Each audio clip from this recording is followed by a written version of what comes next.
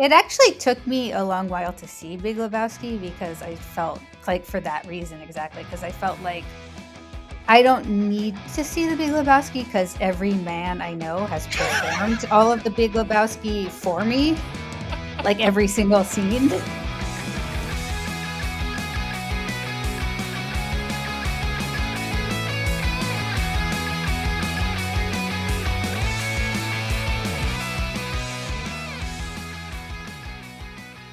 Before we begin, just a quick warning that the movie we're talking about in this episode depicts many mental health issues, including suicide, suicidal ideation, and self-harm. So if that's not something you can listen to right now, please skip this one and join us next time. Go back and listen to Man on the Moon. That's a good one. Yeah, no mental health issues there. No, none. Okay, welcome to 1999, the podcast. How are you doing, John? I'm good. What's your name? My name is Julia Sermons. My name's John Brooks. You almost got it. That was pretty good. What's new? What's going on? Pretty good evening. Criterion is live streaming David Cronenberg movies all night. So I've been having a good time. I got into an interesting David Cronenberg adjacent conversation on Blue Sky because friend of the show Alex Steed asked what movie you've ever like walked out on. I think that's it. And I have this thing where like I don't walk out on movies if I go see them in the theater, like no matter what, because I feel like for me to have a negative opinion of a movie, like I have to see it all the way through. There are movies that I've watched at home where I'm like, this is not for me, and like I'm not going to have an opinion about it, but like I get why people like it, and I'm not going to watch it anymore. Like that's one thing, but like if I'm seeing it in a theater, I won't walk out. And so I said the closest I've ever come to walking out of a movie was David Cronenberg's Crash, a movie that I hate, and I very nearly was like, I want to leave. But then somebody else was saying the same thing, but about Dead Ringers, and I was like, but I love Dead Ringers. Dead Ringers is great. That's weird choice. But I do think there's something about Cronenberg where I think his kind of two intended responses for all of his movies are you're either going to love this or wish you'd never paid to see it in a theater. And I kind of think that everybody has like one of those two opinions of every one of his movies. So I think there's something like specifically Cronenbergian about those responses. Yeah, he's just thinking that he's doing his thing, and either you're into it or you're not. Yeah. But like he aggressively is like, are you sure? Are you sure you want to watch this movie? Because like it's gonna get gross. And you're like, no, I'm into the themes, so I'm gonna stay here and deal with the grossness. But yeah, no, I did not walk out of Crash, but that's the closest I came to breaking my own rule. But yeah, I have the same rule, and I can't. If I've ever broken it, I can't remember. Yeah, I really don't think I have. I really just don't think I've walked out of a movie early. I don't think it's ever happened. It's a point of principle. It is. Yeah, agreed. Anyway, so what's today? What are we doing? Today we are talking about the 70th highest grossing movie of 1999. It opened in 37th place on December 21st and went on to gross $48.3 million on a $40 million budget. Starring Winona Ryder, Angelina Jolie, and Brittany Murphy. Adapted by James Mangold, Lisa Loomer, and Anna Hamilton Phelan from a memoir by Susanna Kaysen, and also directed by James Mangold. Today we are talking about Girl Interrupted. In 1969, the wild ones went to Woodstock. The unlucky ones went to war. There's something happening here. But if you didn't know where you were going... You have the distinction of being the only senior not going on to college. I don't have a plan. I just don't want to end up like my mother. Susanna. They sent you to Claymore. The best place in the world for someone like you is less than a half an hour from here. Welcome to Claymore, Susanna. It's so easy to slip. I guess I'm puzzled as to why it is I have to be in a mental institution. Call me a cab. Okay, you're a cab. You chased a bottle of aspirin with a bottle of vodka. I had a headache. Go ahead, take one step and I'll jam this in my aorta. Lisa, your aorta is in your chest. Good to know. What are they? That help me sleep. Oh, I don't need them. Are we going to have a problem? Look at me. Is there something about sex which lifts your feelings of despair? Have you ever had sex? Highs and lows increasingly severe. Lisa thinks she's hot because she's a sociopath. I'm a sociopath. No, you're gay. Uncertainty about goals and a generally pessimistic attitude are often observed. Oh, that's me. That's everybody. You don't need to be here. Get out! Everything's changing. What do they know about being normal? Get me out of this place! Get yourself back. Let's go. I pulled into Nazareth, was feeling about half-past dead. Can I have a vanilla sundae with hot fudge, whipped cream, cherries, and Nuts? Take a load for free. Take a load off Fanny. And you put the load right on me. John, what is Girl Interrupted about? Before I say that, I do want to point out that, like, when we say it opened in 37th place, that was on 9 screens. So this is one of those movies that just barely made it under the 1999 wire, but is still very much a 1999-ish movie. And of course, won some awards that year for being 1989. So here is what it's about. In 1967, New England, 18-year-old Susanna Kaysen, after making an apparent suicide attempt by swallowing a bunch of aspirin and alcohol, is committed to a mental institution called Claymore, where she learns the real borderline personality disorder was the friend she made along the way. No, I'm just kidding. In fact, there she begins to uncover the truth and fiction about her purported insanity as she begins to admit she might be a bit more than just sad, eventually diagnosed as borderline, but also maybe not as insane as her greatest generation parents make her out to be. She also struggles with the complicated feelings of guilt and victimhood from having been groomed and what today would rightly be cast as raped by an older married doctor friend of the family. The film chronicles her relationship with Whoopi Goldberg's head nurse Valerie and a number of fellow patients, including Clea Duvall's Oz-obsessed pathological liar, that's Oz the Wizard of, not Oz the HBO prison show, Georgina, Brittany Murphy's OCD Daisy, Elizabeth Moss's schizophrenic Polly, aka Torch, and notably Angelina Jolie's Lisa, a charming, loudmouth sociopath with a heart of gold. Is Susanna helpless and too far gone to be a functioning member of the golden age of civilization, 1970s America, or was she just a girl interrupted? Columbia Pictures acquired the rights to Kaysen's memoir in 1993, but the project sat in development hell for years. Co-producers Ryder and John Wick turned down various screenplays, citing the difficulty of adapting the book. The film was clearly intended to be a star vehicle for Ryder, but the script also included other great roles of Susanna's fellow patients. Most of the big young actresses of the time, from Reese Witherspoon to Sarah Polley and Rose McGowan, were considered for these other parts. In the end, it was Angelina Jolie, who at that point was still mainly known for her roles in TV movies, who would become the breakout star. And of course, she would go on to win the Oscar for Best Supporting Actress for her portrayal of Lisa.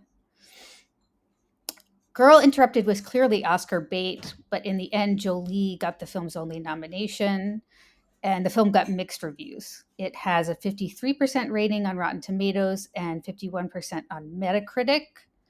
Critics generally praised Ryder and Jolie's performances.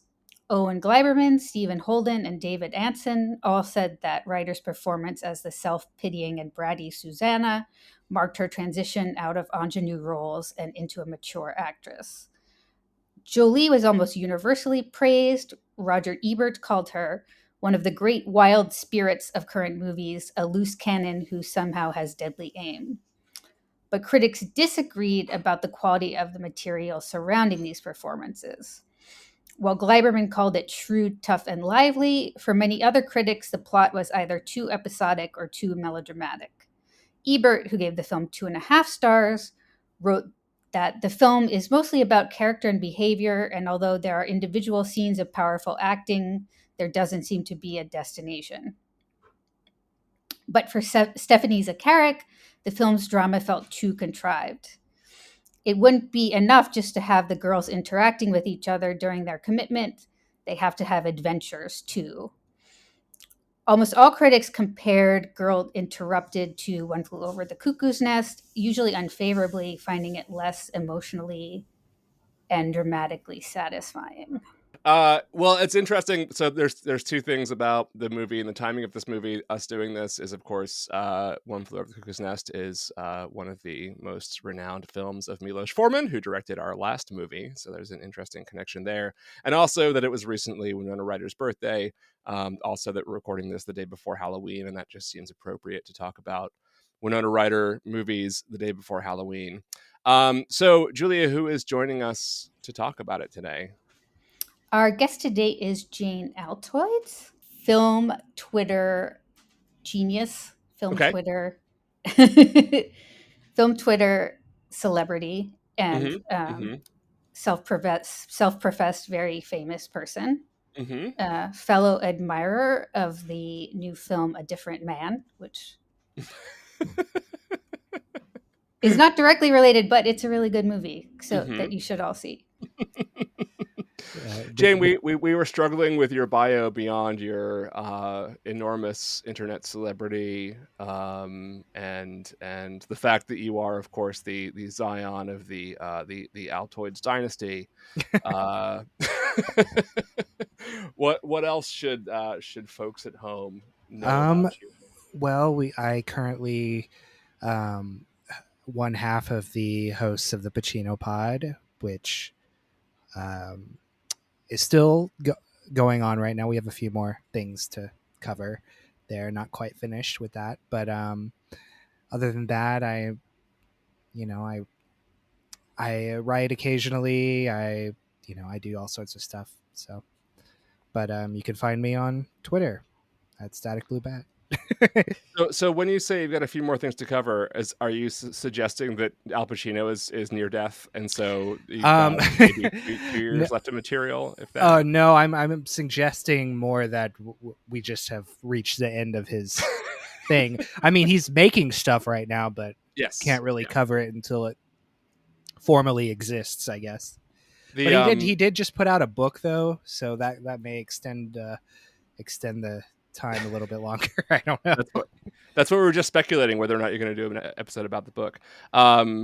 The source of this podcast network, Cage Club, the very first podcast on it was called Cage Club, and it was all about Nicolas Cage movies. And then of course they ran out, but anytime Nicolas Cage does a movie now, they just add an episode. So yeah, that's kind of what we were wanting to get to the point of, because we were going to move on to something else, but it's just we've been doing the TV series Hunters, and it's just a lot. It's not a very good TV series, so it's been taking a long time to get through, so it makes things a little bit more difficult. I saw the first season and I kind of loved it for like what it was. Oh really? Yeah, no, I've dreaded the entire experience. I'm a big fan of the cast. I'd say that much. And everybody in the show is fine. I just the writing, the tone, it's all it is kind of all over the place. But Hitler still being alive, that's a little stupid in my opinion. But you never know. Yeah, that's He true. might still be alive. Still alive in spirit for some people. Lots of people. Some of them running for president right now. I would bet a lot of money right now that Adolf Hitler is not alive in 2024. It would be shocking to me if he was still alive. I mean, he would probably be the oldest man who ever lived at this point. But Well, you got that Peter Thiel de-aging formula. And Peter Thiel's probably good buddies with Hitler. So that makes, Yeah, that's true. there's a narrative. That's very There's true. a narrative to be made here. Anyway, Julia, back to you. Okay, so I will start by asking Jane, because you requested Girl Interrupted. What is your relationship to this movie? Well, it's one that I've like kind of always wanted to sit down and really watch. I tried to read the book a few years ago. I didn't get all the way through it, but yeah, it's something I had always heard a lot of things about it, and just the way that it handles mental health and the lesbian overtones and all of that stuff was interesting to me. So I kind of wanted to, and I like James Mangold. I watched Copland not too long ago as well, so it just felt like a good time to watch it. So you had not seen it before? No, I always want I prefer going into things that I haven't seen anymore at this point, because there's just I've never been one who likes to rewatch things. Because I feel like there's just so many things out there that I haven't seen. So like when she gave me that list, I was just like, okay, I'm going to look for something that I've been needing an excuse to watch, and that was the one that stood out the most to me. Yeah, let's start with the mental health stuff, because my response rewatching it was just like, oh wow, it is all here, like all the layers of our culture's obsession with feminine mental health and mental illness. And like there's good stuff in there, there's bad stuff in there, there's stuff that I think is intentional and stuff that's unintentional. So like what parts of that did you find interesting? Yeah, there is a lot to unpack in this film. I think there is quite a bit that it does well, and one of the things that I did appreciate about the film was that Winona Ryder's character was kind of like, she wasn't like the perfect narrator or whatever. Like it wasn't just like she was kind of an unreliable narrator, and you saw points where you were like, oh, okay, this is she isn't a perfect person. You don't walk away from this film being like, oh, she's this perfect angel that who just the world was beating down on or whatever. It was like, okay, she has problems. But I do think that a lot of it is a little bit stock character-y in some respects. Yeah. Like it's very like there's a lot of very like Hollywoodized versions of mental illness in this, and like, okay, well, this is this person, like there it's this very like each person has like kind of like a one note character trait, and there's not a lot of room for development past that beyond like Winona Ryder's character, which I guess it makes sense because it's, it is her, her point of view. But at the same time, I don't know. I just, I feel like it's really hard to do a movie like this and do mental illness justice in some regards. I don't know if that makes sense. No, I mean, I think like the limitations of just time, that you only have 2 hours to kind of establish and develop these characters. I mean, there is that criticism that like a lot of this comes across as like the mental health X-Men, where it's like, you've got the schizophrenic girl and the, like the girl whose power is, pathological lying. and they get kind of reduced to their, little power, so to speak. And I do think that is a valid criticism, insofar as it does go out of its way to be like, Georgina's a pathological liar. And so like, we're going to make some scenes where we, amp that up, or like her obsession with Wizard of Oz. Yeah, the thing about Georgina specifically is that they mention that she's a pathological liar, but other than like the very like the one scene at the very end where she like flips out and is like, my dad's with the CIA or whatever, there's like there's nothing that really is built like you don't really see her much of all outside of just like being in the room reading or something. Well, right. Aside from the fact that she is constantly saying stuff that it like the way that she says things is like almost meant to be read as disingenuous because you're never like quite sure when she means what she's saying or not. But like, yeah, they don't play it for like laughs until the CIA moment, right?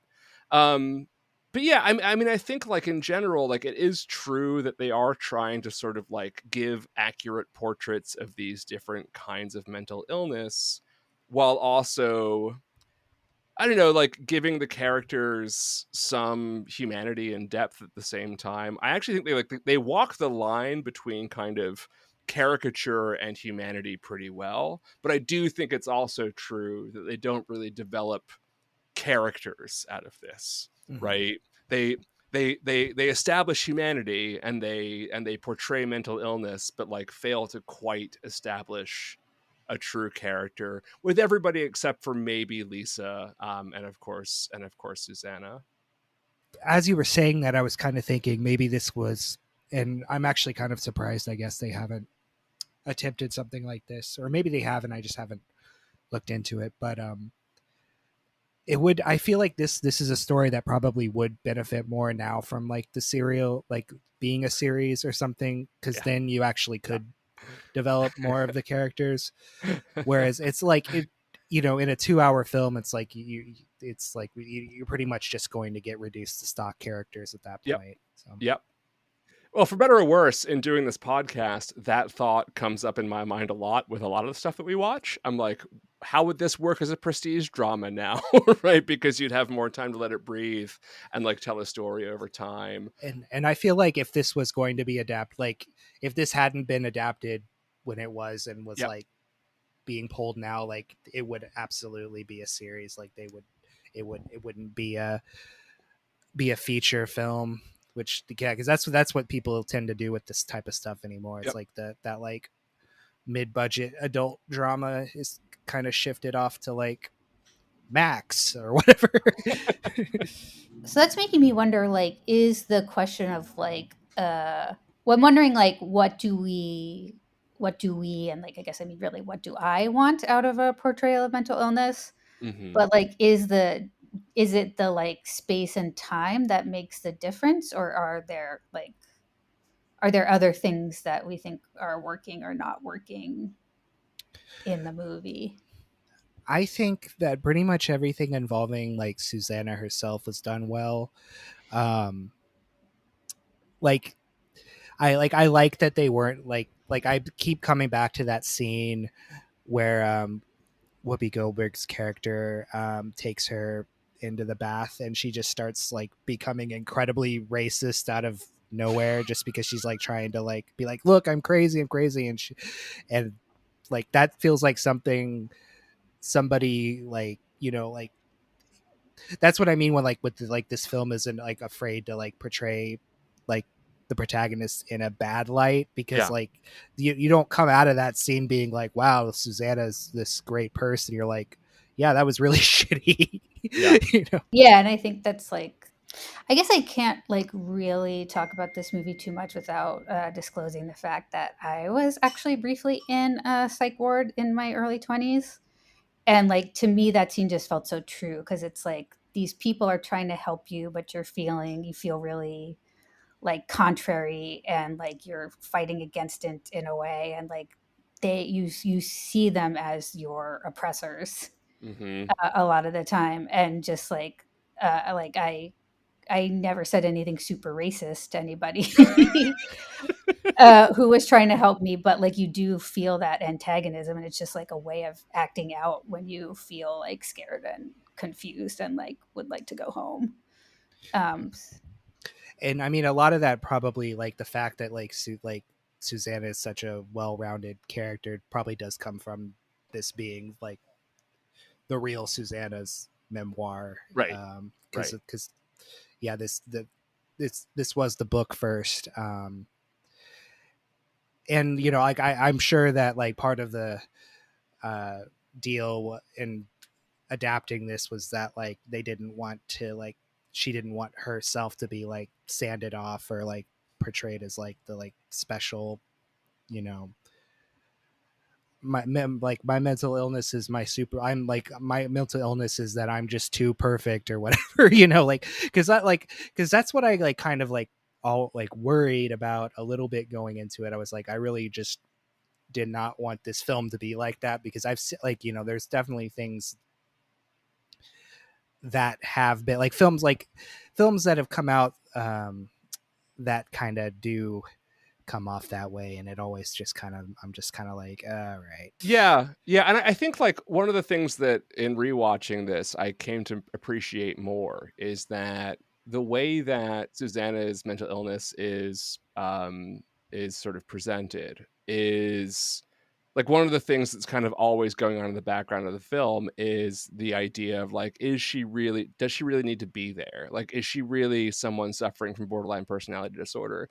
And I think that it's sort of, again, kind of way ahead of its time in saying like, look, it's not always that straightforward. It's not like you could just run a series of tests and be like, yep, you got borderline personality disorder, so now you got to take these drugs and stay in here for this long, and like that's how it's going to be. So while it's always kind of playing with the, it's kind of leaving it up to the audience to decide like how much of it is just her kind of dealing with trauma and anxiety, or whatever it is, and or like, does she have borderline personality disorder, and you know, making the case that like it's not necessarily like, mental illness is not necessarily something that you can just like say for sure someone always has this one thing and they will thus always act in this like corresponding way, right? And I really kind of appreciate, because of course that is also, you know, true to her own experience, but I appreciate the way, especially 25 years ago, that, you know, it's sort of saying that mental illness is kind of like, it can be kind of murky, but it doesn't mean it's not real, right? Like it's still there, even if it's not necessarily like 100% sure like this is what your diagnosis is. And I don't think they ever like come out and use the term PTSD, because I don't even know if that was like, I feel like that's like only become more widespread used as a diagnosis beyond like military stuff, like within the past few years. But like her, like, I mean, I like her like her like flashbacks to like the past and stuff, that's like 100, I thought that was like a really well done like way to portray like kind of like how PTSD works, and like what kind of like happens when you're like triggered, or like what things like set you off that takes you back to those points. Because it's just like, that's something that I feel like if she was going to be like diagnosed now, that's probably what they would have diagnosed her with instead of borderline, because I feel like borderline is also something that you know, they mention like, oh, like it's like 5 times more likely to be diagnosed to women or whatever, but I feel like it just gets misdiagnosed. PTSD gets misdiagnosed in women as borderline quite a bit. So I just thought it was interesting. I'm glad that they had the like, that's how they did the flashbacks and stuff. I don't know if that makes sense. No, it does for sure. And I completely agree. Julia, so as someone with personal experience here, like what do you think of the portrayal as, in terms of like accuracy versus glamorization? Well, I think there's like something I want to put a pin in for a second is like the whole idea of like the fetishization of feminine mental illness. Sure. And like I think especially when we talk about Lisa's character, that might come into play. But like I totally agree with what both of you were saying about the kind of like, you know, like variety pack mental illness treatment of the kind of supporting characters. And I think like what felt really true to me was like the, not so much the portrayals themselves, but like the dynamics between people in the um in the institution, and like the idea that like you you know, like you get in there and like, oh, there are people who are a lot sicker than you, or there are people who, you know, like are very sexy and charismatic and you want to hang out with them. And then, Mhm. but then like there's a question of like, okay, who is going to get better here? And like who can I gain support from, and who can I like help survive this experience with, and who do I kind of need to like, you know, like draw a boundary with if like I am going to get if I am going to get better and if I am going to, you know, get discharged. And so I felt like you have this real camaraderie with people, but you're also constantly comparing yourself to other people in the sense of like, oh, who's really, you know, crazy, quote unquote crazy, and who deserves to be here. And like I I really felt like um you know, like I was in many ways that person who everyone thought like not that I didn't need to be there, but like that like I was someone who was like savable, you know, which like also like Mhm. totally has to do with privilege as well. Mhm.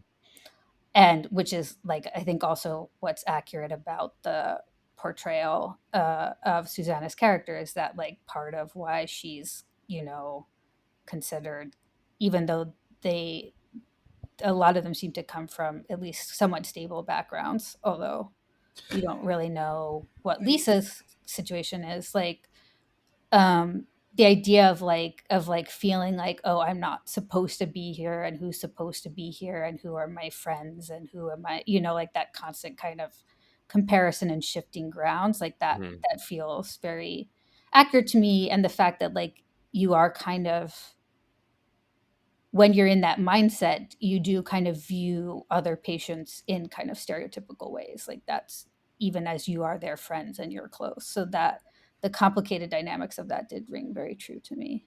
And I mean, they did address that in that, like, when Lisa steals her diary at the end and is like reading it to the like that's like turning it back around on Susanna. It's like, oh, this is how you're viewing everybody, and this how like you want to be like viewing people that you consider your friends or whatever. Like, or do you need to reinterrogate how you're viewing these things?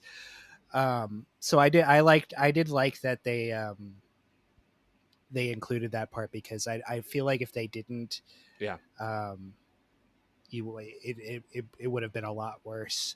But I do think that all of them, to some degree, like, I mean, some more than others, do come from affluent backgrounds, because I'm remembering when, like, that confrontation between Susanna and Whoopi Goldberg's character, she mentions that, like, she had worked in state homes previously that were a lot worse off than this one, and this one I think is implied to be like really nice uh, a really nice place for richer people to go when they're having problems. Yeah, it's called Claymore. I mean, it sounds Yeah, like a, you know, prep school. it looks very nice. Like, all the offices are very, Yeah. you know, well kept and everything. So Yeah. I think that's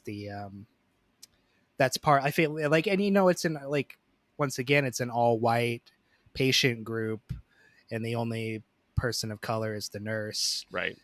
So, and that's definitely part of, like, and I feel like that's all, like, in the text itself. Like, you're supposed to, like, be thinking about that, because, you know, it's hard not to compare this to, like, you know, One Flew Over the Cuckoo's Nest or something, in, like, regards to, like, other films that kind of like do, because that one, you know, is very much like, oh, it's the system itself that's like the problem. You know, they don't want to listen to us. They're not here to help us as the patients. We need to break out of this system, because it's like only here to it's only here as like a different form of prison, and in some ways a worse form.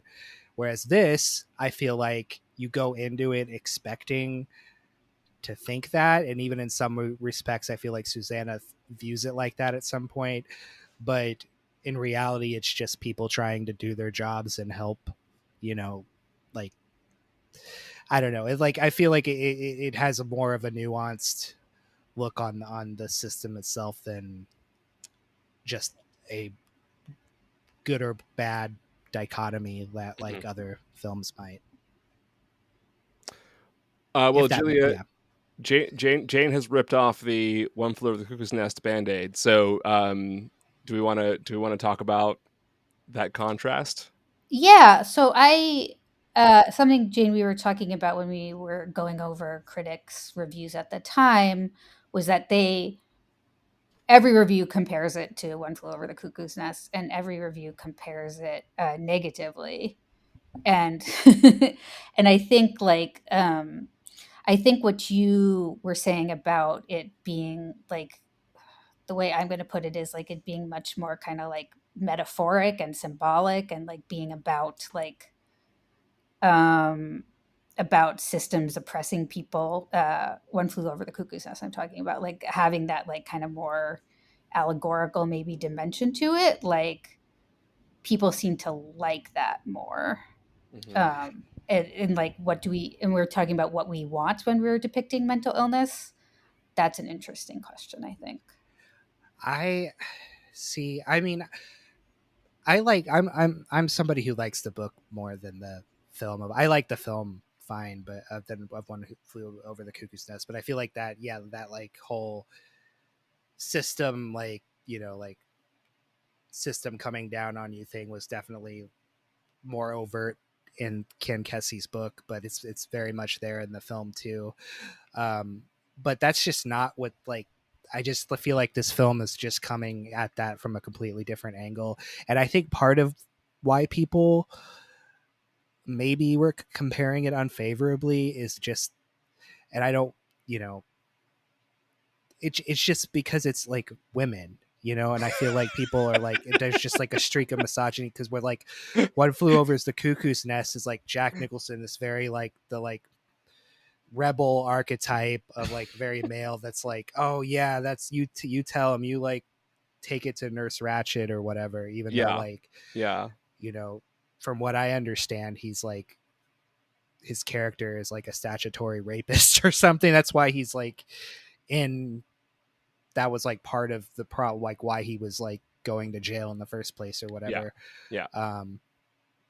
But like this, it's just like, it's actually somebody who, it's a woman who's, she's just trying, like, she's not like, it's set in the 60s, but she's not trying to rebel against anything. She's not like, she's just trying to like live in a sense, it's like she's at the party, one of the guys is like, oh, what are you gonna do, and like is trying, and she's just like, I don't I don't know. Like I don't have a plan. It's this big time of change, and I'm just like sitting here trying to like, I'm like, I don't know, it's people, I guess people just find that sort of passivity like less engaging, but to me I find that more engaging because that feels more relatable. Like at least I understand that much more. I completely like, I absolutely agree. I think like one of the so is this movie objectively as good as One Flew Over the Cuckoo's Nest? Like, I don't, probably not. I think not. But like, are the comparisons fair? Like, also, I think not. And I think that the misogyny thing is probably part of it, right? First of all, it's like a bunch of women. Second of all, I think that Cuckoo's Nest has a thesis and this doesn't. Like, there really isn't a thesis here. It's just kind of like, here's this interesting snapshot in time of this person's history in this very specific like moment in American history, and it has things to say, but not necessarily like a pronounced thesis. And also, I think like the other thing that makes people uncomfortable, just in general, like the average American movie critic, is like the moral ambiguity of it, right? Like, there's no real heroes here. There's no real villains. There's a sociopath who is a sociopath, and like that's not her fault. And she's not a villain. She makes good points often, and sometimes she's presented as like a cool, relatable person, and sometimes does horrifically terrible things. And so does Susanna. And everybody's got flaws, and there really isn't a sort of anchoring heroic character. There's no sort of like Jack Nicholson that you're like rooting for or whatever. And I think that makes people more uncomfortable than anything else in like any kind of storytelling media. So yeah, and I think that sort of in some of the reviews gets mistaken for like aimlessness, which I don't think it is, right? I think it's something very, very different. And I felt that really intensely, like watching it again this time around. Yeah, and the thing is that like I feel like the audiences go in expecting, they're like, okay, I'm going to like, oh, Jeffrey Tambor's character, like he's obviously incompetent. He doesn't know what he's doing. He doesn't give a shit about the patients. But you see him later on after gosh, what was her character's name? Daisy. Yeah, you see like when he goes to pick up Susanna, he's like just completely emotionally destroyed by like you could tell like he obviously cares about the patients. Like he has emotional investment in people getting better, regardless of whether he's like a great doctor or not. That's like not beside the point. It's like he cares. So that like that level of like, oh, the staff here, even if the system itself isn't like the most idealistic system, because it's like, obviously they're still using electric shock therapy. That's like right, not great. And there's still like terrible things like about just the fact, that it's institutionalized. It's the institutionalization itself, but like the people who are working there are not like you can't just be like, oh, Whoopi Goldberg's character is like she's Nurse Ratched in this. It's like, no, like these are all people. They all like are fully developed people. They all have lives and outside of this like film. And so you're just sitting there, you're like, well, who am I supposed to root for? Like, well, I don't like Lisa, but actually Lisa, she's just as much as a victim as anybody else is of her own like mental illness. And it's like, yeah, people don't do well with shades of, you especially see that on Twitter now. People, like, you give somebody something with shades of gray and they automatically just have meltdowns. So it's like, I can't, like I said, I can't imagine this film coming out now. I feel like people would not be able to handle it.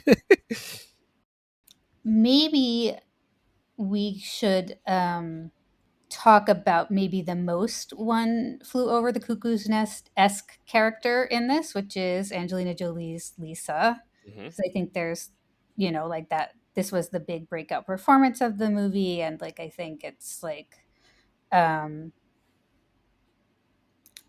guess I feel like it's a role that like could have gone wrong very easily. Yeah. And it doesn't, maybe because of how it's written, but also maybe, in spite of how it's written, because of how Angelina Jolie manages to perform it. So what did you all make of that? She's amazing in this, like seriously, like from like the second that she's like on the screen, you're like, oh wow, like she's like, this is definitely, I feel like one of her top performances even now. She gives Lisa a lot of depth as a character. She has a lot of charisma, but you can tell that like you could tell there is something like very severely wrong with her, but she's really good at not letting that come through in very superficial moments, which is like, yeah, it's like you said, that's a very hard line to walk, and she does it like she does it she goes way above and beyond what is expected of a role like that, I feel like. Julie, what do you think? Yeah, I mean, my God, I feel like this is a recurring, or maybe it's not recurring so much as like something I say all the time on this podcast, which is like the 1999 still being the era of like honest to God movie stars, but she is just like, you can't take your eyes off her whenever she's on screen, and just like with just like the smallest things, with like the way her eyes move, the way she like curls her lip, it's just like it's such a full character. You get all the like dynamism and electricity of like why this person is like living on the edge a bit, is like living very intensely, and is also like why people would be attracted to her and follow her even when it's like maybe not the most healthy. And I think um I think Lisa is the most, when I said she's the most One Flew Over the Cuckoo's Nest type character, I mean like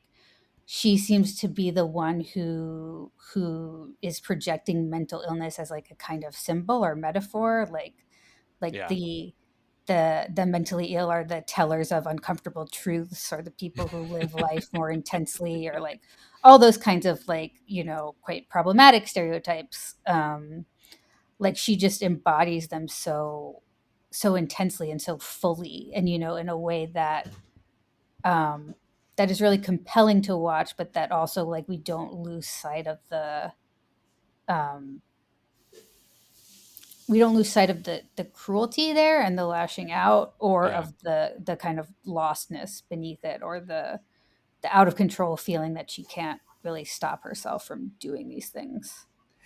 And what I really like about her character too is there's just so much left unsaid for you to fill in the blanks yourself about, because it's like, I don't like, like she's diagnosed with sociopathy, but I don't actually think she really is a sociopath. I feel like she just has buried all of her actual emotions so far down that it's eating at her, because like the first thing that you see when she like bursts into the room is she's like freaking out because her friend, um her best friend from the institution, had committed suicide while she was gone. Yeah. And you could tell that like really, like if she was a sociopath she wouldn't care, but like obviously like she really, that like really affected her.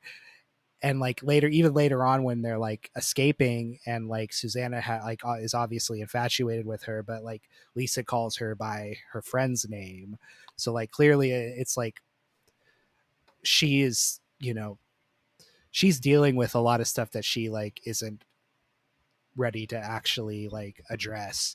And I think that's what's kind of like when Susanna's leaving and she's like, I'm not dead, I'm still alive. It's like, I think that's kind of like her, at least at that moment, acknowledging that yes, there is actually some things that I do want to keep, trying. I do want to actually address some of these stuff that I'm like burying, because it's like, yeah, because I don't like, because if she does like shitty things, and the way she handles Brittany Murphy's character's death is like obviously really cold, but like she like she's not actually a sociopath. Yeah, maybe not. I mean, not to play like armchair psychoanalyst here, but like it strikes me more as something closer to like clinical narcissism. But yeah, there definitely is something going on right there with her weird casual cruelty. So I don't know how how like in the book how connected or sort of how like dug in Susanna is to calling her a sociopath, or like that being the diagnosis, or if the screenwriters really took to heart that diagnosis or whatever. But like, yeah, it does seem to sort of jump around between somewhere between sociopathy and narcissism at various points, and then also again just like PTSD and poor upbringing. But like I mean, down to like her performance of like the Daniel Tiger puppet or whatever, like everything about like everything is good, right? Like everything about the performance is like really remarkable. And it's worth saying that like so is everybody else in this movie. I mean, like Clea Duvall, who is one of our most like underrated actors alive, who was in everything. Like she had so many 1999 movies, it's ridiculous. So she's in this and like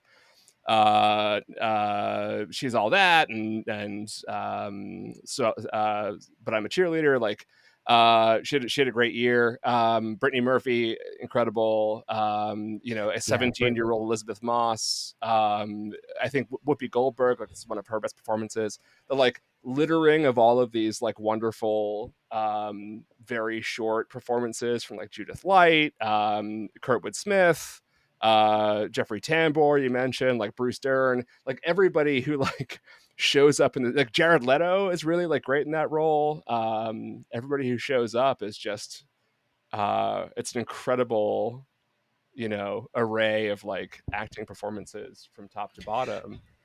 We should talk about Winona Ryder, because I think that's the one that people, maybe are most critical of, because people just are critical of Winona Ryder, who I love. But we can talk about that. But yeah, it's a standout performance in a sea of like remarkably well tuned and like brilliantly crafted performances.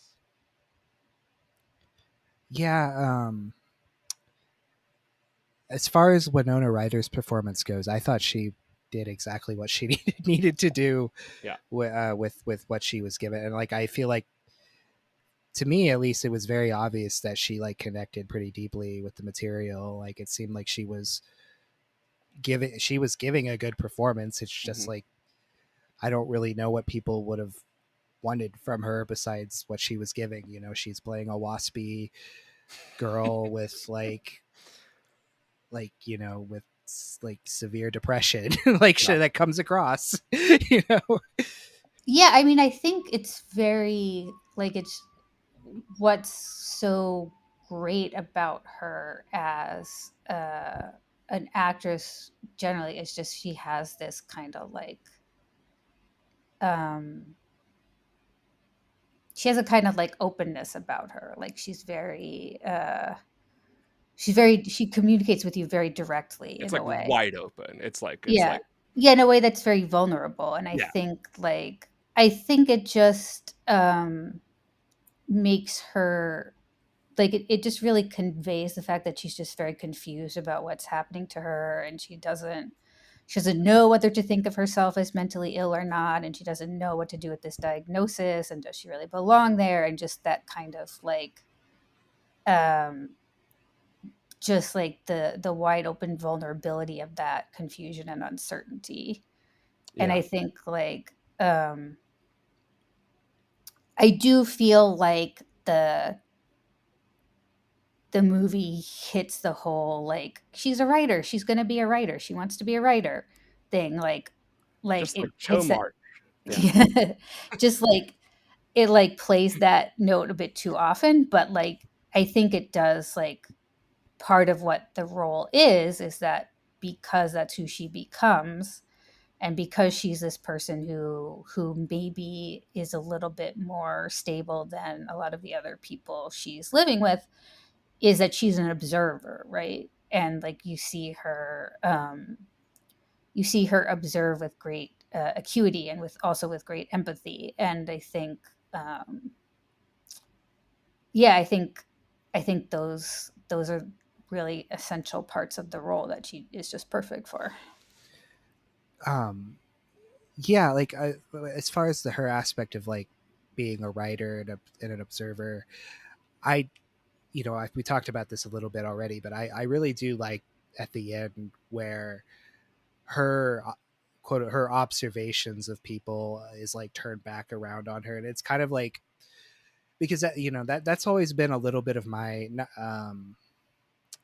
problems with like autofiction and memoirs and stuff as a concept, is that these are real people, and you're not like you're not giving them a chance to have their own stories because you're boxing them into whatever thing that you observe them as.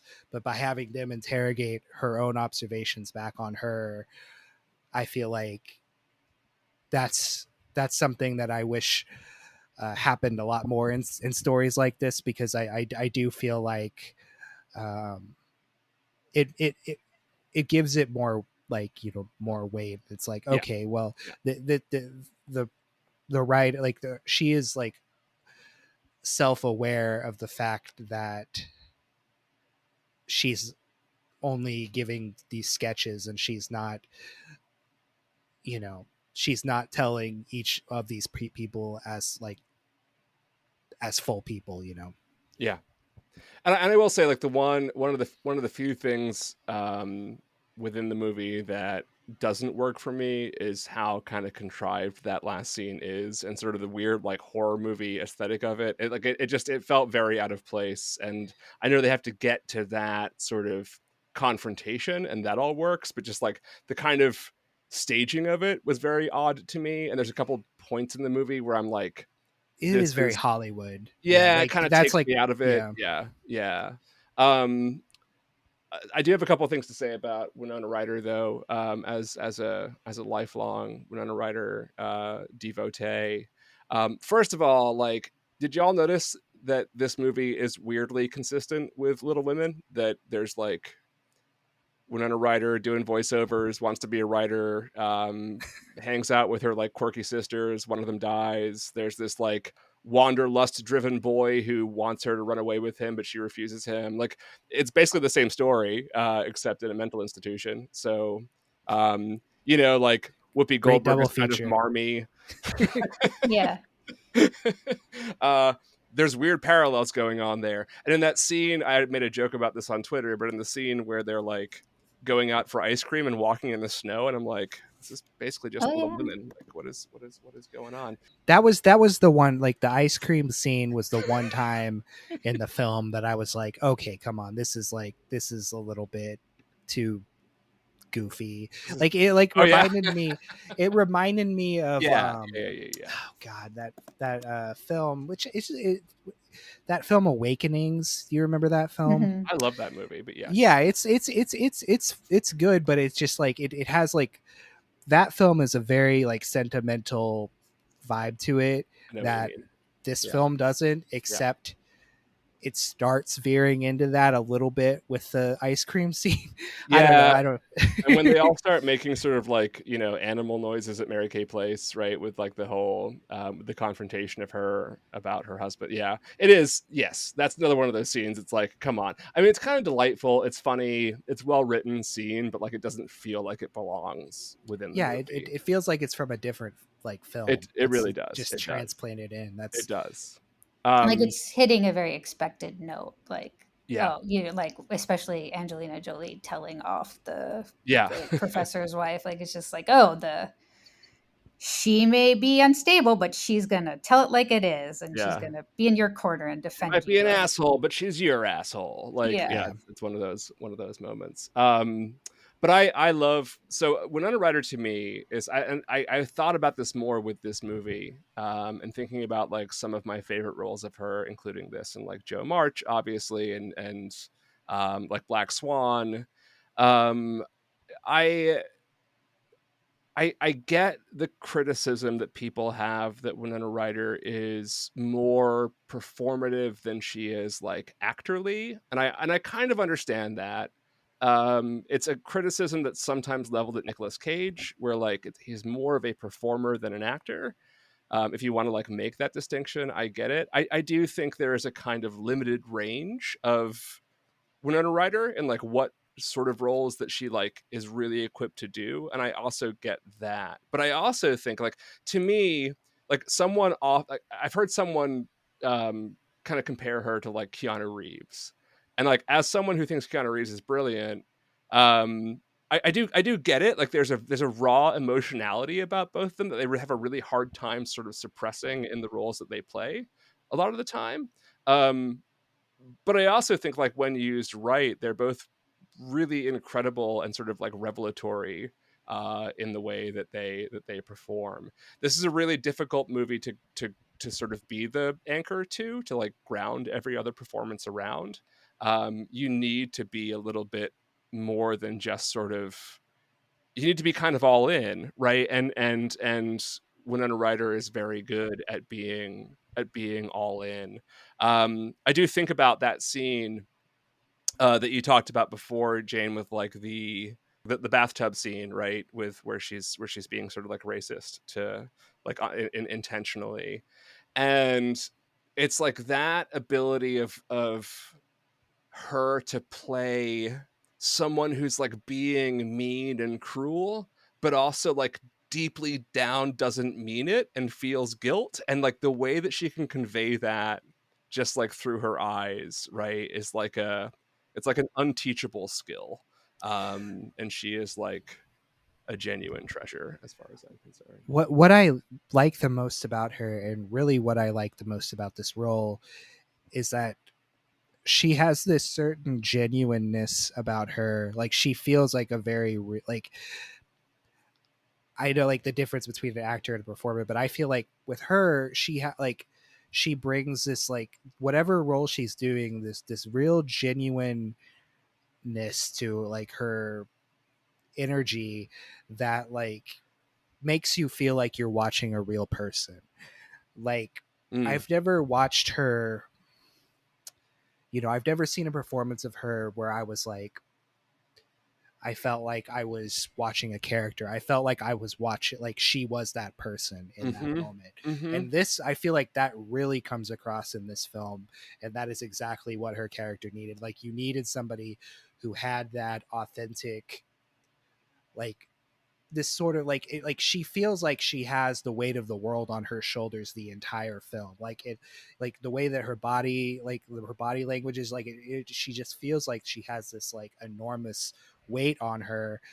and and I just think she's wonderful. I watched, I've seen quite a bit of stuff with her in it recently, and like just the wide variety of, like I watched Bram Stoker's Dracula a few weeks ago, and like Mina, a completely different character than this, Yeah. but it's still like Yep.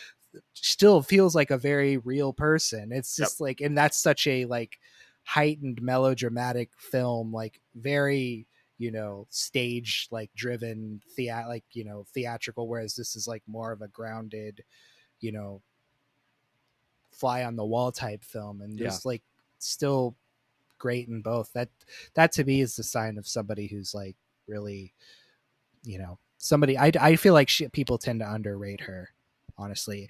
And people like shit on Stranger Things, which I'm not even really a fan of, but I did like the first season, and she's the best actor in the entire show. Like the way that she, like her nervous energy as the mom character, Yeah. it's just like, every time that she's on the screen, it like it just, you get more invested. I'm a big Stranger Things fan. I agree that she was the best actor in the first season, and that she is a great actor. Like it's a great role in the show. She's fantastic in it. And she, it's spot on. But also like David Harbour is really great in that show too. Like there's a lot of like really really good performances in that show. But like yes, I do concur. It is one of the, it's one of the best kind of late career roles that she's done. But then Beetlejuice, she was fantastic. Like it just like it's so much. She's having so much fun, and it's just wonderful. And I was like, when I first heard about that, I was like kind of rolled my eyes, because like Tim Burton really hasn't done anything worth anything in like a decade. But after seeing plenty of people I know whose opinions I respect say it's really fun, and all the clips I've seen from it look fun, so I'm looking forward to eventually watching it. It's really great. It's really great. I loved it.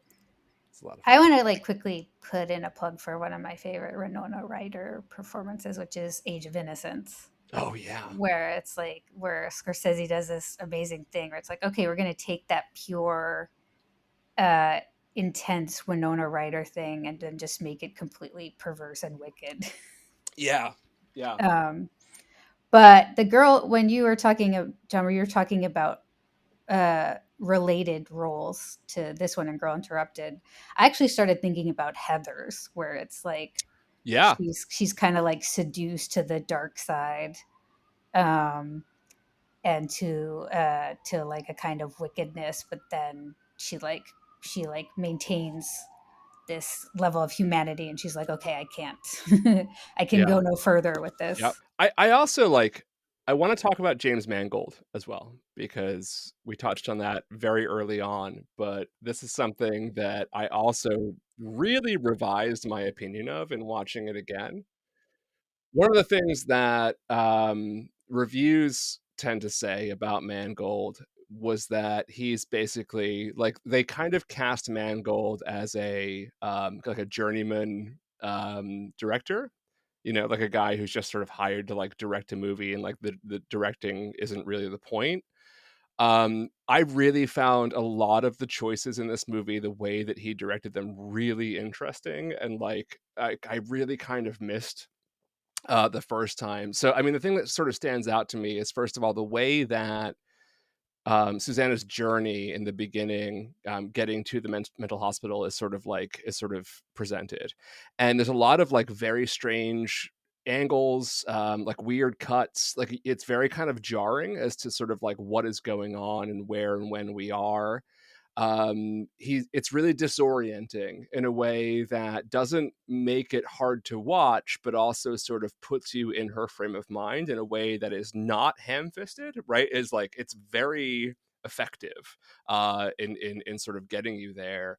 And then a couple of the other things, like the way that the sequence, as sort of, you know, as sort of gutting as it is, the sequence around Daisy's suicide, and the way it sort of goes into this, or almost like horror movie you know, framing. It feels like a scene from a horror movie, because that's what it feels like to Susanna, and he's kind of using the same kind of tropes of a person creeping up the stairs, there's a cat, right? There's a lot of these kind of classical sort of signposts of dread and horror that he is just like fully embracing, to really effectively like do this moment that you know is coming, right? But the sort of anticipation of it is very much like, you know, a journeyman director doesn't do that. They just sort of like put the camera down and like let the scene play out and let the drama take care of itself. I like James Mangold a lot. Like, I've liked a lot of his films. I understand that he's like inconsistent and like isn't considered like an auteur, but I really feel like part of what makes this movie work is that it's very well directed. Yeah, no, I agree with that. And I feel like the only reason people think that like he has that journeyman tag is that because he does a wide variety of stuff. And it's just like, yeah, it's like, you know, just because he has a wide variety of interests, I don't think necessarily means that he's just like, oh, now I'm doing this. I'm going to, you know, like you said, I'm just going to set the, like even when I think of like someone who's like a journeyman, I think of like Ron Howard, because I don't feel like I know Ron Howard has like a little bit of stylistic flourishes sometimes and like certain themes pop up. But to me, when I watch one of his films, it just feels very like rote, whatever he's doing. Like it's just very like, this is about as like a by the numbers of a film as you're going to get. And I never feel that way when I'm watching like all of James Mangold's films, like even like some of his, like the ones that I've seen that I like really like, even something like he can jump from like this to like Copland to like Kate and Leopold, you know, and which is a fun film. And they yeah, you know, like they all have like a certain kind of energy about them. Yeah. And they're all different and distinct, but they're like, you can tell that there's like a lot of care and decisions being made. You know, I haven't seen Indiana Jones and the Dial of Destiny, and I heard that movie is very dull. So maybe he's slipped more into like doing that. I like it a lot. It's too You long, do? but I like Me it a lot. too. Okay. I liked it too. I'm so glad this is a safe space. Yeah. Okay, cool. Because like, yeah, like I've never like I saw Logan in theaters twice. I cried when I watched it. Yeah. You know, I'm not. I am a James Mangold fan.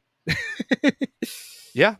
I mean, in some ways, he reminds me almost of Peter Weir, like in that, who I love. I think is just an amazing director. He's maybe my favorite director of all time, right? But again, it's not someone who sort of signals his style, right? Sort of outwardly. It's not Scorsese. It's not Kurosawa, right?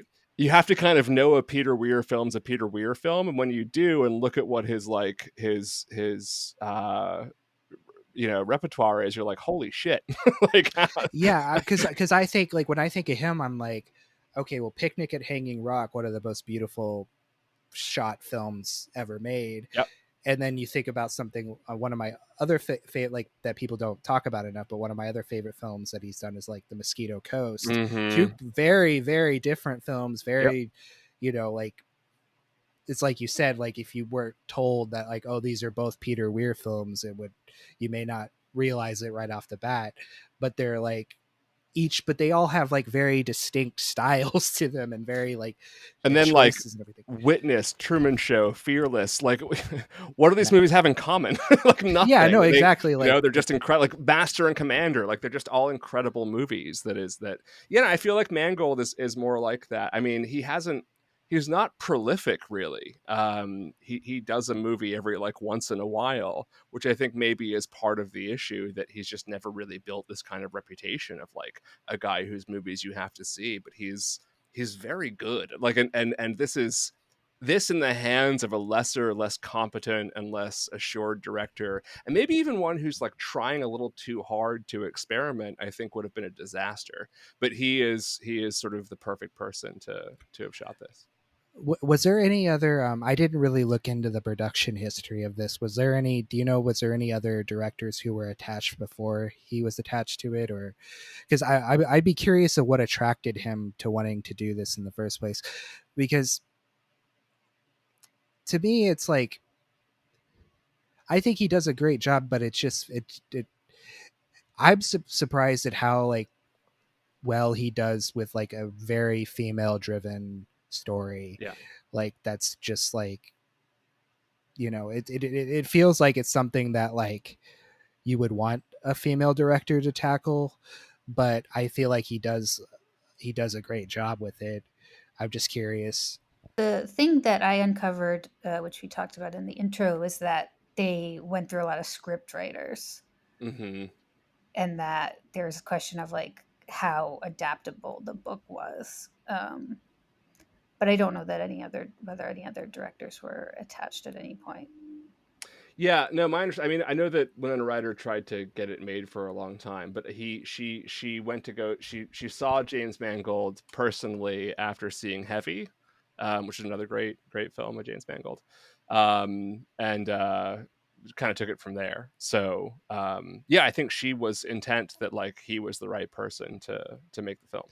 Yeah, it makes a lot of sense though that she is a driving force behind getting this film made, though, because it's like even just watching it, I can tell that this is something that's like, oh, she has a lot, like she really connects with the story. Yeah. And I mean, like we should, obviously, like she dealt with mental health issues after the fact. I mean, like Free Winona, right, is because she was shoplifting, right, because she had, which is ironic because there's a line in here where she's like literally says, if if you've ever stolen something while you have the money to pay for it, and I'm like, there you go. Really funny, like retrospect now. For sure. I mean, her godfather is Timothy Leary. Like, this is not a person who has, the most sort of like,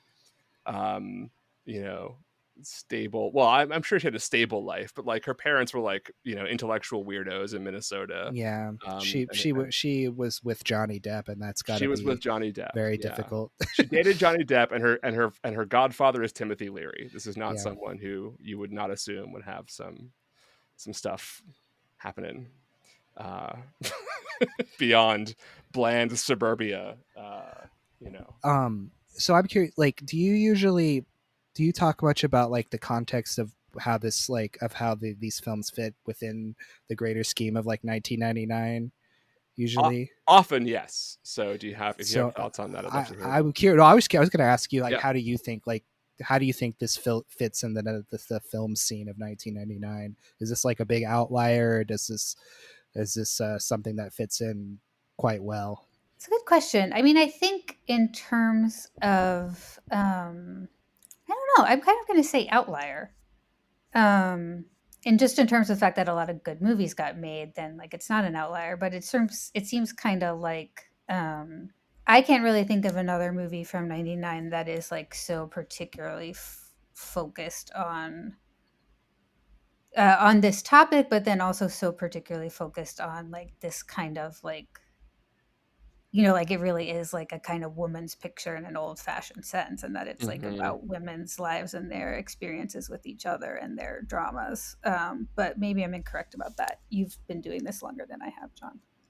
Well, I mean, I think like certainly in terms of the themes that seem to reemerge over and over again throughout the films that are released during the year, like, sort of existential anxiety, sort of like middle American ennui, like these sorts of things, as people are getting sort of, both consciously and subconsciously kind of freaked out by the new millennium and Y2K and just like changes in society and so on and so on and so forth. Like a lot of what's happening in the background of this movie is about social change. The assassination of Martin Luther King Jr. happens in the background. You got the draft and all that sort of thing, and just kind of the way that it is sort of free form, that it's not really about anything, that it's a major motion picture with a massive distribution that doesn't follow necessarily sort of the typical rules of what that looks like. I think it's very of its era. It's very 1999, and it's sort of thematically and also kind of stylistically, for sure.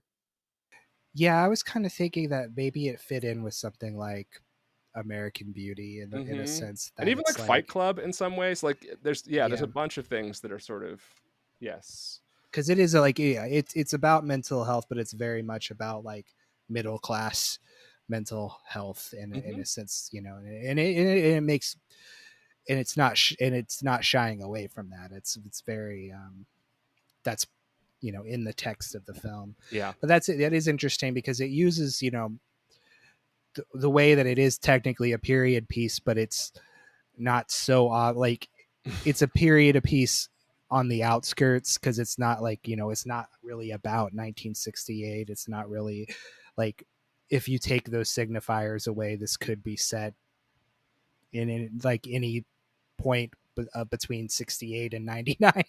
To be honest, it's got a real universal kind of feeling to it. I actually went back and forth on that because I agree that like the signifiers are kind of superficial in a way, but then at the same, like, in some places that they're so deliberate, like they're the like one of the kind of like beautifully kind of interestingly shot sequences is like them watching TV and kind of watching the 60s go by, and then in particular Whoopi Goldberg's character's reaction to Martin Luther King's assassination, and like that's just, and the draft hanging over Jared yeah, Leto's character's head, is a big deal. He's very good at playing kind of shitty guys. That's that's one thing you got to give to him. He shows up. You're like, yeah, that guy. He kind of seems like a douchebag. Real 60s Jordan Catalano. Yeah. No, thank you. I am going back into the asylum. Yeah, it was like, yeah, I can't blame her. That seems fair. But there's a lot of Teddy Lawrence there too, right? Like I'm not wrong. He's he's like the guy who's like insists he's in love with her even though he's actually not, and then like even though they had like sex one time and like barely, it's like not like it feels like they were barely together. Teddy Lawrence wishes, but yeah, it does feel like they were. Yeah, exactly. He didn't grow that beard. There's no way that feels like a beard. No. Because like that I don't felt think Jared Leto can grow. Well, no, he's got that weird hippie beard for his he can cult, grow a beard now, but yeah. It's not that. The way that he has that beard, it feels like a guy who like can't grow a beard suddenly has a full beard. It's exactly what it feels like. It just felt wrong. It's deeply unsettling. It was like a bit too bushy, maybe. Yeah, and just cast against those like giant, like glowing eyes. It was a weird choice. He doesn't have to. It's just because it's the 60s doesn't mean he has to have a beard. Like he could not. Yeah. And that would have worked fine too. Probably better, but I get it. I know what they were going for. They were trying to make it not Jared Leto. They were trying to make it not Jordan Catalano. Because basically, I mean, at that point, it was like Jordan Catalano, Fight Club, and this, and like not a lot else on Jared Leto's resume. What else had he been in? I mean, I guess American Psycho was the next year. So yeah, right, exactly. Yeah. Yeah. So yeah, very, very little. But no, I think it's great.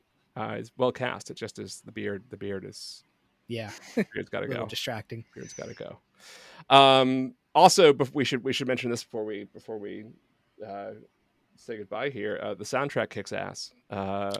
So good. And of course, like Wilco, which is like I happen to know is like Winona Ryder's favorite band, makes an appearance at some Oh, point wow. for like no reason, but like of course it's her movie, and like Wilco's got to be there. But I really like the opening with the Simon and Garfunkel song. That was like a really I love the strong closing with Downtown. I'm like, this is Yeah. so like weird and jarring and great, but like it also is reminiscent And of it's that one like delightful stuck in my scene. head all day. Yeah, I'm not I gonna mean, lie. that song never stops being great. But yeah, it's a pretty stellar soundtrack.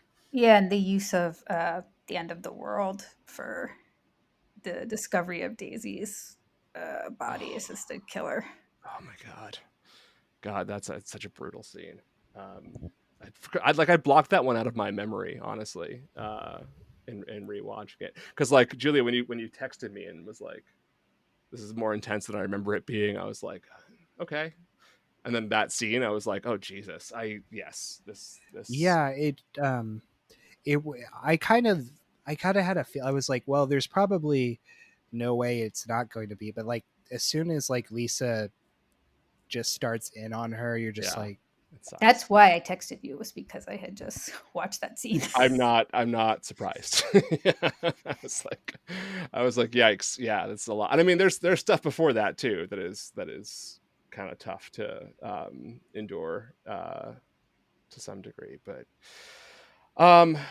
yeah, it's really good. It's a really good movie. I'm glad I rewatched it. This is one of the more as I said, kind of like profound rewatchings that I've done. My memory of this movie was it was good, and there was a lot of good stuff that year, but like I don't think I ever really appreciated that it was quite this good. And did it get any nominations, or did it just kind of pass by? It tried. It definitely was fishing for him. Yeah. I feel like Angelina Jolie should have gotten it. He got the Oscar for Best Yeah. Supporting Actress. Okay. Yeah.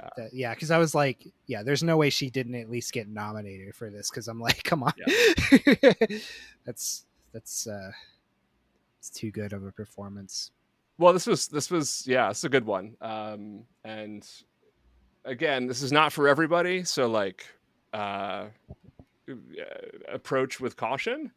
There's also some language stuff that doesn't age well, but generally speaking, like it's a pretty excellent movie, and if you are comfortable with the subject matter, it is loaded with incredible performances that really like have to be seen. So there's that. Jane, before we go, would you like to answer 2 questions for us? Sure. Okay. The first question is this: aside from Girl Interrupted, what is your favorite 1999 movie? Oh God. Can I pull up Letterboxd real fast? Sure. There's 2 Al Pacino ones to choose from, so you could just default did to the those Insider 2. come out that year? Mm-hmm. The That's Insider pretty- and Any that's- Given Sunday are both. Yeah, I don't like Any Given Sunday that much. But I'm just not a big football person in general. That's just like, but there's some good performances in it. Let me look. I hate Oliver Stone. I saw that movie when it came out. I don't even remember what I thought of it, and I'm really curious to see how I think of it now. Yeah, I saw that was included on like the potential list, and I was Yep. like, I've already talked about that one. I do not want to watch it again. You can just say Bicentennial Man. That's what everybody says. That would absolutely not be the one. You know what? It's pretty. There's like 3 really strong ones, but I'll probably have to go with Eyes Wide Shut as being my favorite. but Magnolia is close, and so is. And I just watched Ravenous a couple days ago. That is a great. I almost asked if you had done that one, but it wasn't on the list, so I was like, done that one because I was like, oh, I just watched that. I could do that. Was a great movie, but we did that one a couple years ago. That movie's so good. It's so good. No, I was pleasantly surprised by how many twists and turns are in that film. It's so fucking weird. It's so off the wall. Like it's such a, oh man, like what a journey watching that movie is. But Julia, have you seen Ravenous? I haven't Oh actually. my god. Okay, let's put that on your list. It's a must see. Hey, it's a good, if you want to watch it tomorrow for Halloween, it's a good Halloween movie. It is because it's sort of a vampire movie. Kind of. Yeah, if they go all the way with it, so to speak. Yeah, that is true. What is your favorite movie ever? Oh shit. Sorry. That's okay. Just make one up. That's like, you don't have to give the actual answer. No one's gonna. No, I usually say Inside Llewyn Davis. Is interesting. Favorite. Yeah. Okay. It's just I just think it's the perfect film.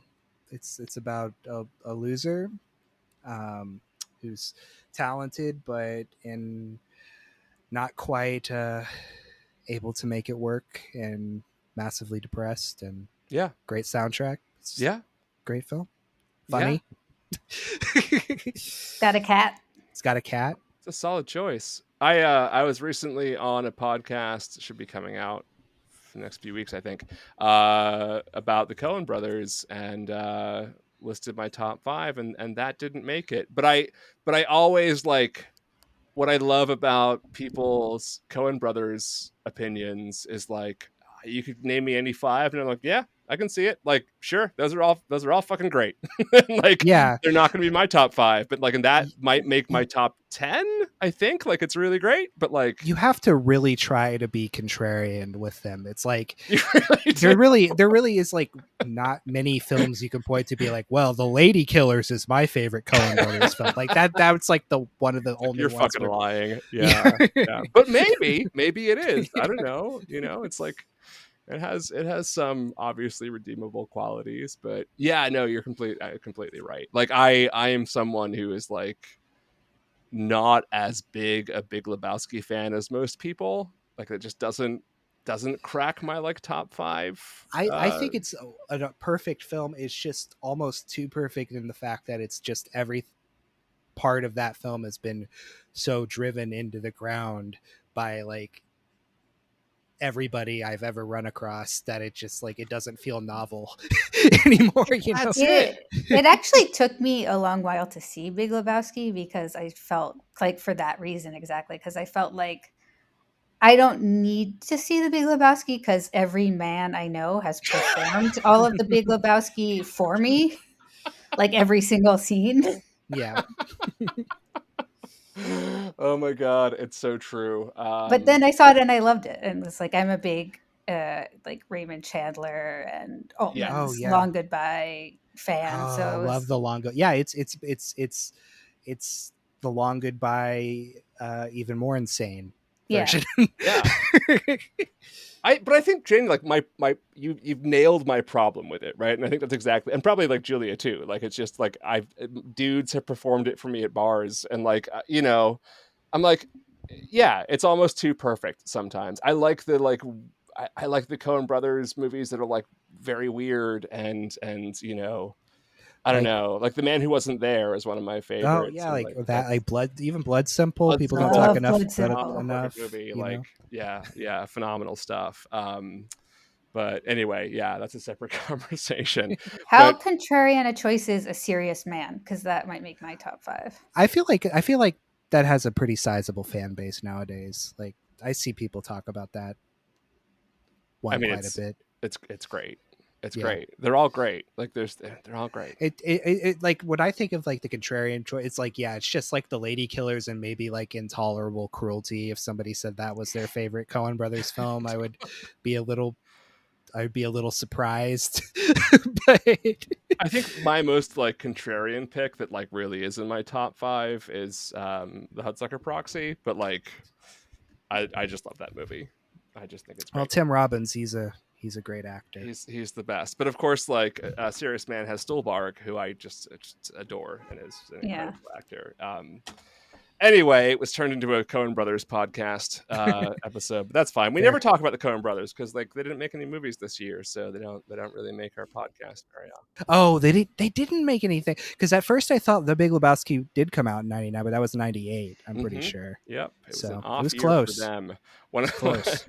One of like the few like auteur directors who didn't make a movie in '99 was the Coen Brothers. So they are off limits on this podcast. Sorry, kids. Unless we can find one that was like released like in France in '99 or something. Big Lebowski's Chilean release. Le Grand Lebowski. do it that way. Jane, thanks for joining us. It was a delight. Where can people find your stuff? You can find my podcast, Pacino Pod, on Spotify and Apple and pretty much every place you can find podcasts anymore. And you can find me on Twitter at Static Blue Bat. It's where I am most days, tweeting away my thoughts. I'm also on Letterboxd if you feel like following me there. I'm all over the internet. You can find me everywhere. Sounds good. Well, tomorrow's election day, everybody, so good luck with that, and see how that goes. And we'll be back one way or another after all that in a couple weeks, and we'll see where we're at as a country. Hopefully everything's good. Probably not, but that's fine. Until then, take care of each other, go vote, and look out for frogs. See you next time. Things will be great when you're downtown. No finer place for sure downtown. Everything's waiting for you. Downtown. Don't hang around and let your problems surround you. There are movie shows downtown.